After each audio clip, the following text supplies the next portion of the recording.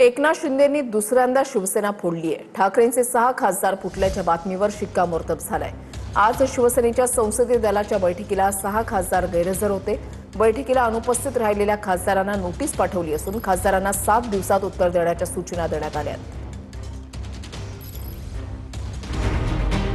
ठाकरेंचे 6 खासदार फुटले यावर आता शिक्कामोर्तब झाले।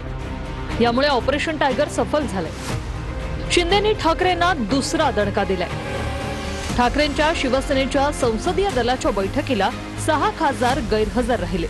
विशेष म्हणजे जे 2 खासदार ठाकरेंकडे परततील अशी आशा होती ते 2 खासदारही बैठकीला अनुपस्थित होते।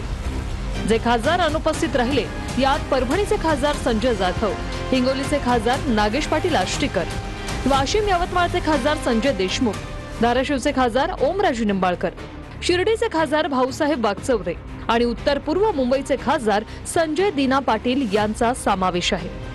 यानंतर आता गैरहजर राहिलेल्या खासदारांवर कायदेशीर कारवाई करण्यासाठी तयारी सुरू झाली।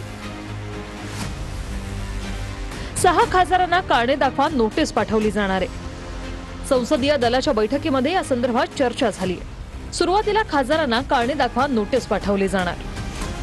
बैठकीला का नव्हते याचं उत्तर खासदारांकडून मागवलं जाणार। खासदारांना उत्तर देण्यासाठी वेळ दिला जाणार। वेळेत उत्तर न दिल्यास खासदारांवर कारवाई होणार। अब अभी हमारे एक ही काम है कि हमने उनको आज नोटिस जारी कर दी है। वो जो शोकॉज नोटिस जिसे कहते हैं वो जारी करे है।